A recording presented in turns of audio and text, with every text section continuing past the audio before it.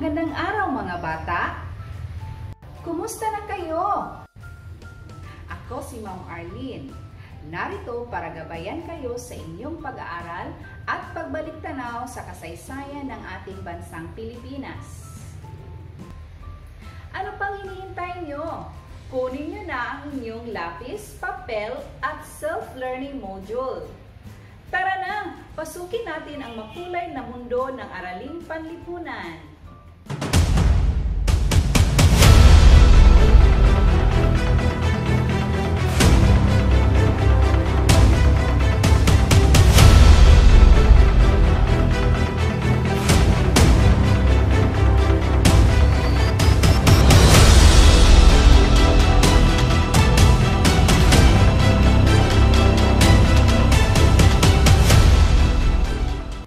Davis sitting out because of injury. Here's Curry off the steal.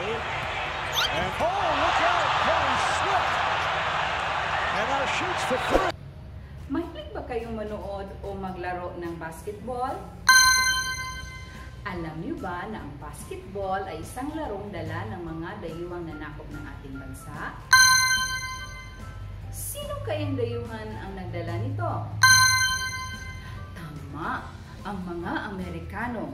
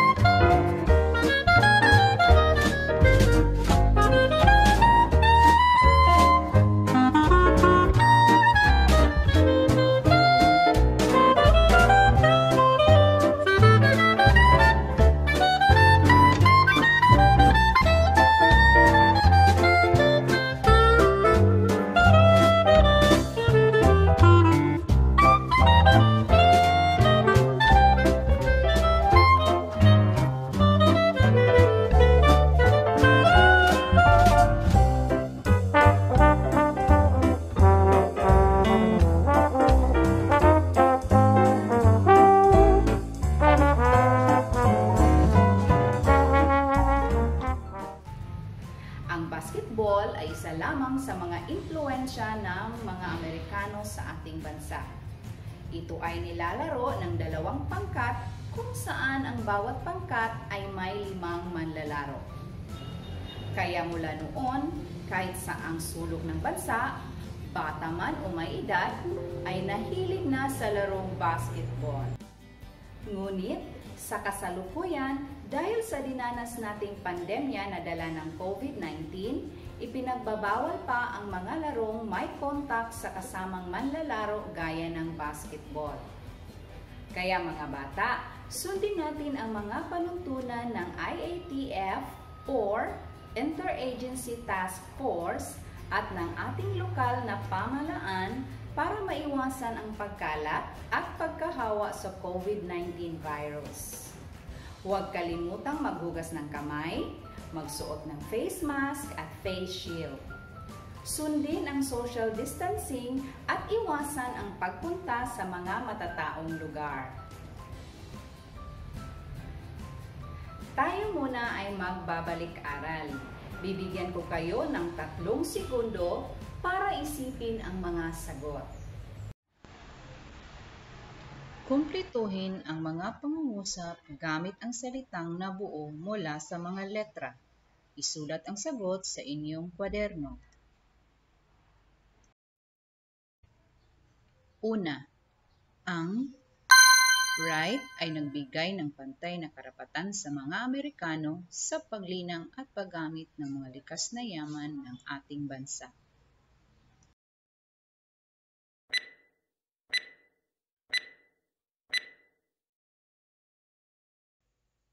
Ang tamang sagot ay parity.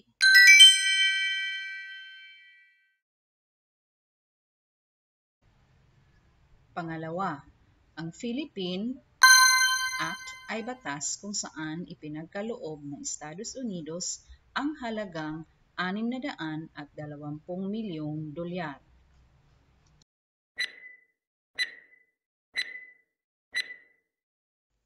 Ang tamang sagot ay rehabilitation.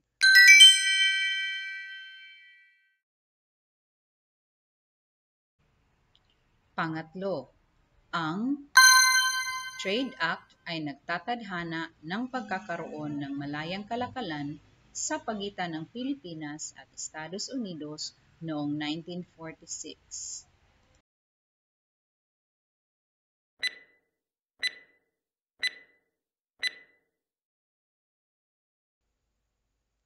Ang tamang sagot ay Bell.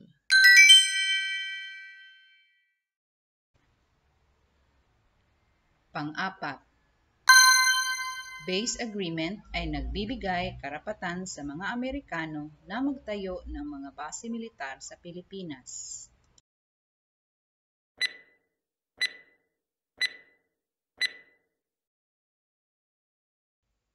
Ang tamang sagot ay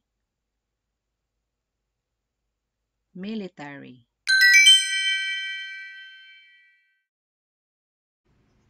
Panglima, ang military agreement ay nagbigay ng karapatan sa mga Amerikano na tumulong sa pamamahala at pagpaplano ng hukbong sandatahan ng Pilipinas.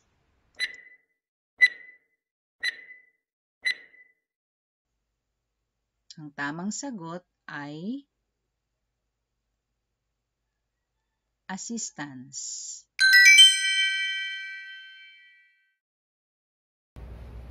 Nakuha niyo ba ang mga tamang sagot? Magaling! Ngayong araw, sabay-sabay nating alamin ang tungkol sa epekto ng colonial mentality pagkatapos ng ikalawang digmaang pandaigdig. At sa pagtatapos ng ating aralin, inaasahang mauunawaan at maipapaliwanag natin ang epekto nito sa pamumuhay ng mga Pilipino. Alamin muna natin ang salitang colonial mentality. Ano bang ibig sabihin nito? Ang colonial mentality o kaisipang kolonyal, ito ay ang pagtangkilik sa mga produkto, gawain o kaugalian na dala ng mga dayuhang nanakop ng ating bansa. Ang colonial mentality ay isa lamang sa mga hamon na hinarap ng mga Pilipino sa panahon ng pananakop ng mga Amerikano.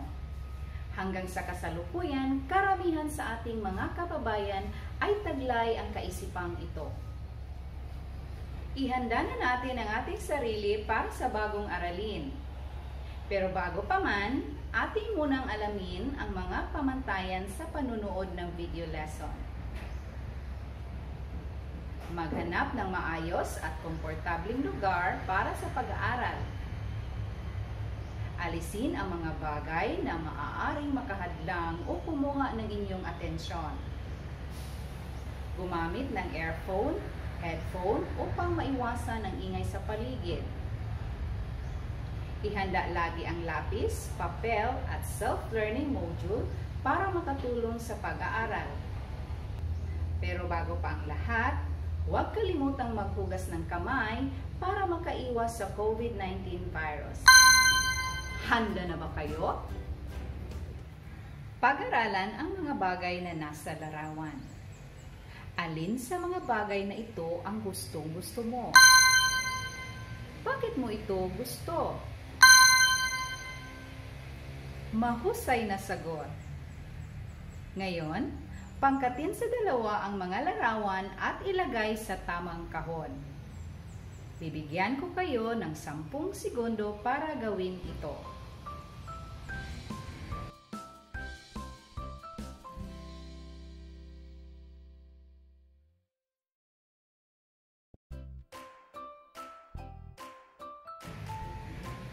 Tingnan natin ang mga bagay na nasa kahon.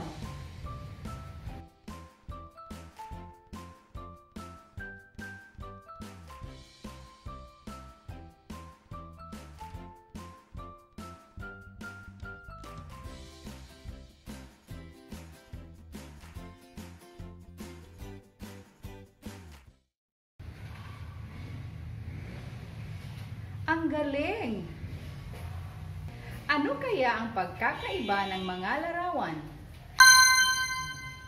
Tama!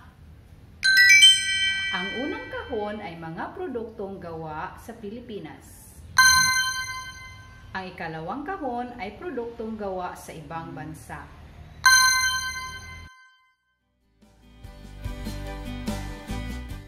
Bakit kaya kadalasan produkto sa ibang bansa ang pinipili ng mga Pilipino?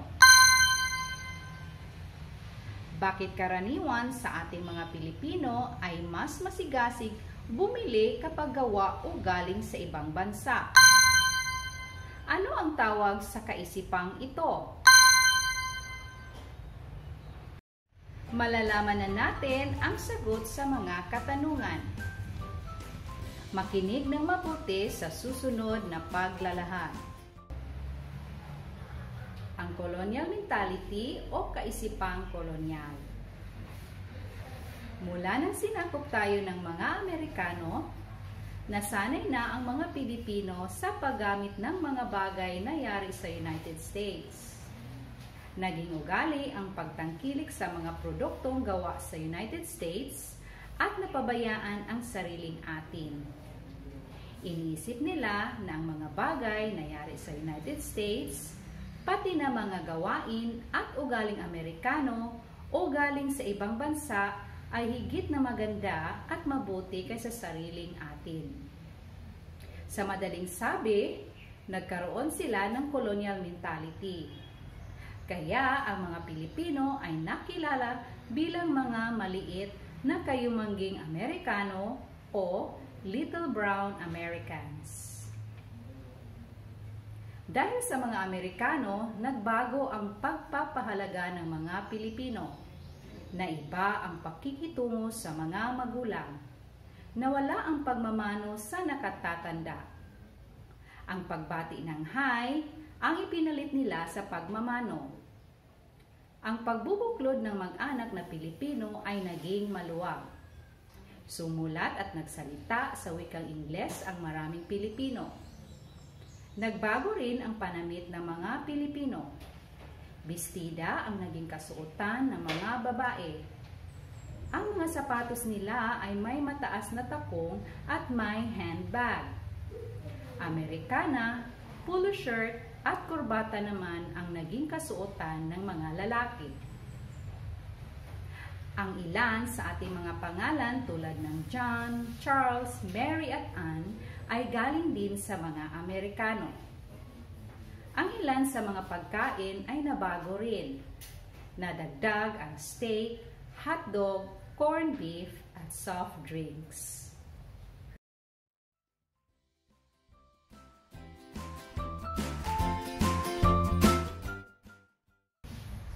Nakinig ba kayo ng mabuti? Magaling!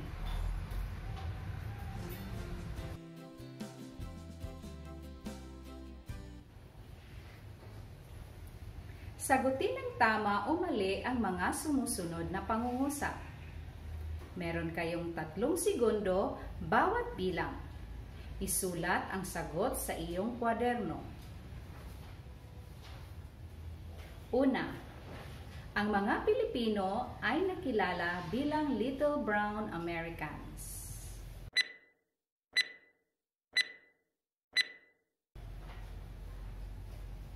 Ang tamang sagot ay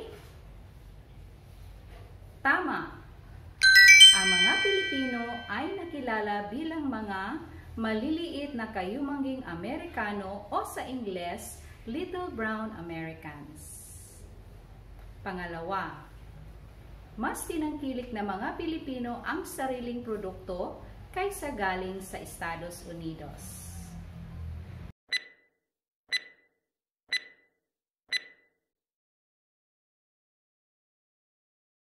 Ang tamang sagot ay mali. Higit na tinangkilik ng mga Pilipino ang mga produktong gawa o galing sa Estados Unidos kaysa sariling produkto ng Pilipinas. Pangatlo, ang pagiging magalang ng mga Pilipino ay binago ng ideolohiyang Amerikano.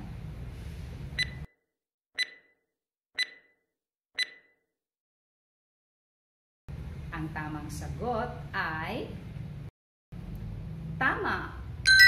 Nagbago ang pagpapahalaga ng mga Pilipino at naiba ang pakikitungo sa mga magulang.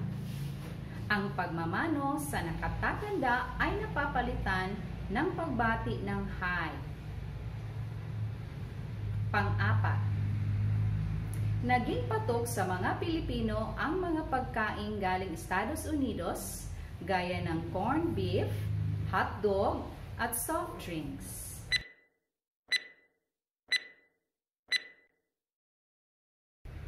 Ang tamang sagot ay tama. Ang ilan sa mga pagkain ay nabago. Nadagdag ang steak, hotdog, corned beef, at soft drinks. Panglima, ang colonial mentality ay kaisipang banyaga na itinuro ng mga Pilipino sa mga dayuhang mananakop sa bansa.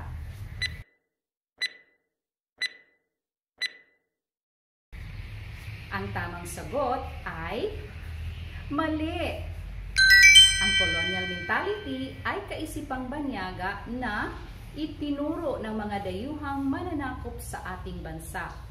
Ito ay ang pagtangkilik sa mga produkto, gawain o ugali mula sa mga Amerikano at ibang dayuhan.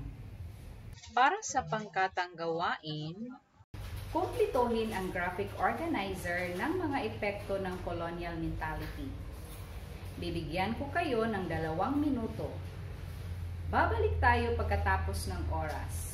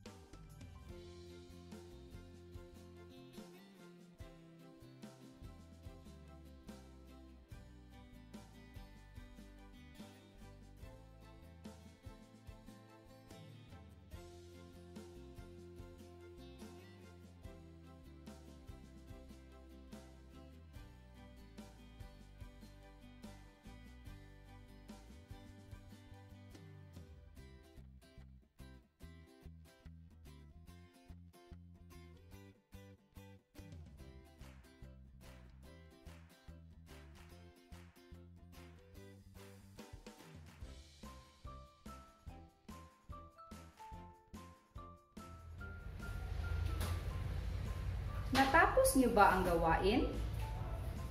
Tingnan natin ang mga sagot. Maraming epekto ang colonial mentality sa ating bansa.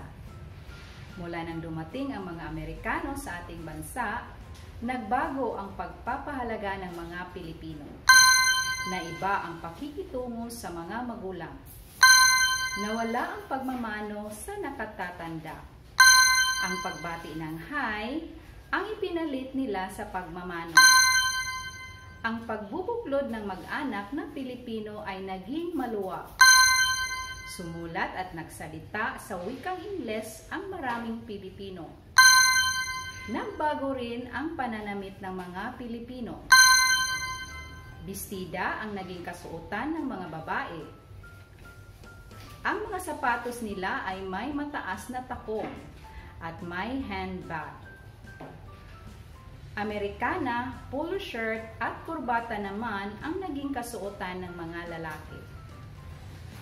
Ang ilan sa ating mga pangalan tulad ng John, Charles, Mary at Anne ay galing din sa mga Amerikano.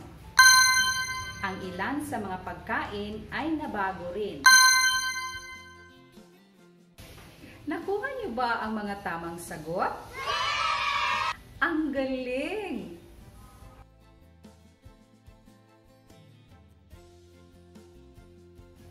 Tandaan, naging ugali ang pagtangkilik sa mga produktong gawa sa at napabayaan ang sariling atin. Iniisip nila na ang mga bagay na yari sa United States, pati na mga gawain o ugaling Amerikano o nabibilang sa maputing lahi ay higit na at kaysa sariling atin. Sa madaling sabi, nagkaroon sila ng kaya ang mga Pilipino ay nakilala bilang mga maliit na kayumanging Amerikano o para sa ating paglalapat. Maglibot sa inyong tahanan. Maghanap ng isang bagay na gawa sa ibang bansa. Ano ang bagay na ito? Ano ang epekto nito sa inyong pamumuhay? Anong gawang Pinoy ang gusto mong ipalit nito? Bakit? Paano mo mapapahalagahan ang mga produktong gawang Pinoy?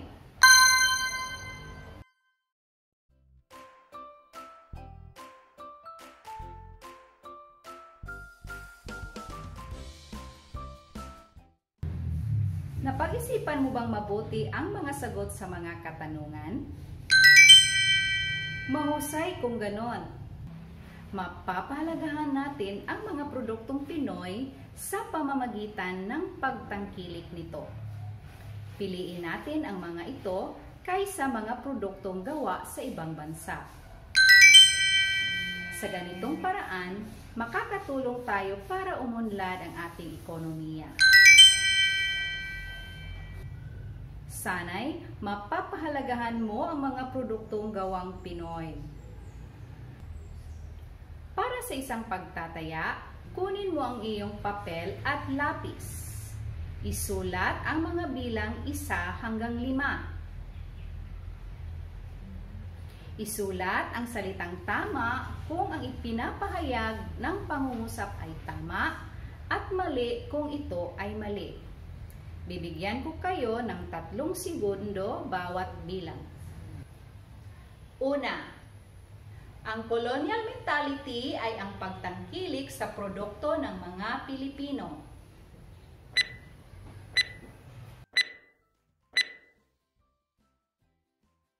Pangalawa, bumababa ang ekonomiya ng Pilipinas kapag tinangkilik natin ang produkto ng ibang bansa.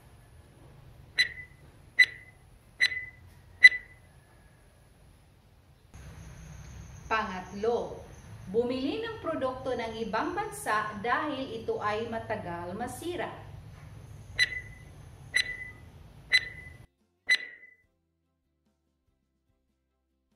Pang-apat, huwag tangkilikin ang sarili nating produkto.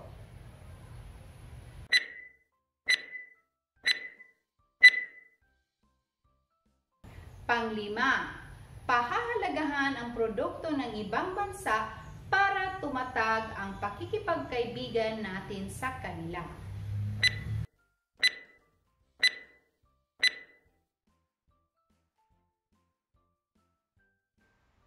Narito ang mga tamang sagot.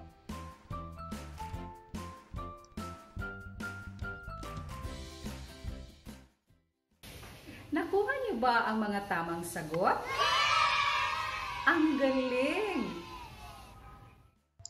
Para sa karagdagang gawain, gumawa ng maikling dialogo tungkol sa epekto ng colonial mentality. Gawin ito kasama ang miyembro ng iyong pamilya. Huwag kalimutang ibalita ito sa susunod nating pagkikita. At dito nagtatapos ang ating aralin sa araw na ito. Naway marami kayong natutunan sa ating klase. Hanggang sa muli nating pagkikita, paalam!